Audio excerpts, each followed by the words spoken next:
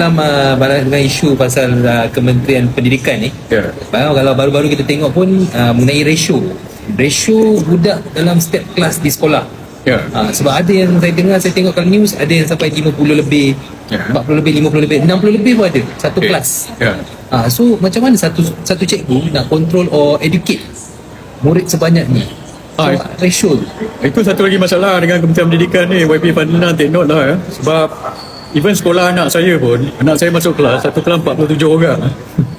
Dan sekolah yang awak pergi dekat mana, Kota Warisan lah, berapa? Satu kelas 60 lebih. Satu kelas 60 lebih. So macam mana ni satu sekolah ada sampai satu kelas itu, satu cikgu ada sampai 60, 40, 50. Ini menjadi masalah. So mereka kena fokus pasal hal inilah.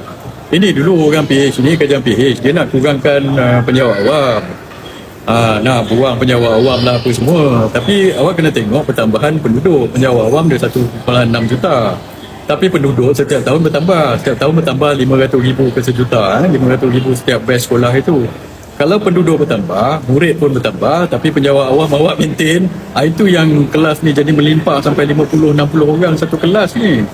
So ini yang dia kena tengok. Dia tak boleh kata nak buang lagi penjawat awam, nak kurangkan penjawat awam atau nak kekalkan penjawat awam. Kononnya penjawat awam ni membebankan dan sebagainya. Tapi bila populasi bertambah, itu yang kelas jadi melimpah ruah macam itu. Dan kalau kita tengok jumlah cikgu ada lebih kurang 400,000 macam itu. Jumlah student satu Malaysia, tak salah saya ada lebih kurang dalam 4 juta lebih.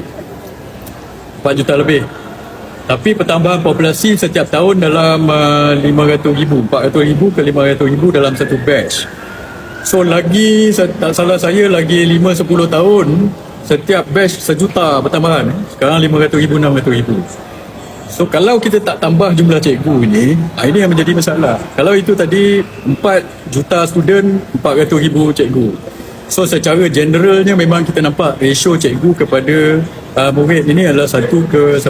Tapi itu satu Malaysia. Awak tak boleh bandingkan cikgu-cikgu dengan dalam kelas ni di kawasan-kawasan bandar. Sekarang ni the urban punya rate kita, urbanization rate ialah 80 ke 90%. Banyak orang bertumpu di kawasan bandar. Kawasan luar bandar memanglah satu cikgu ada 5 pelajar, 10 pelajar sebagainya. Itu kena maintain. Tapi di kawasan-kawasan bandar ni tak boleh sampai satu cikgu sampai 60, 50, 60 tak boleh. So memang kita kena, tak boleh tidak tambahlah cikgu ni. Kalau tidak, macam mana budak-budak kita nak fokus belajar, cikgu pun beban dia banyak ini.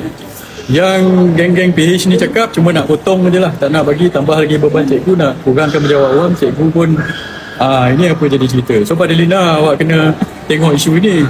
Bukannya isu nak buka kantin, wajibkan masuk kantin bulan puasa. Ini isu ni awak kena jawab dulu lah Fadlina. And jangan emo, jangan sentap Fadlina. Nak sentap-sentap kat rumah lah. Itu sebab apa orang kata, tak menunjukkan level professionalism lah macam itu Fadlina. Memalukan je. Ini yang saya nak cakap sikit lah. Okay.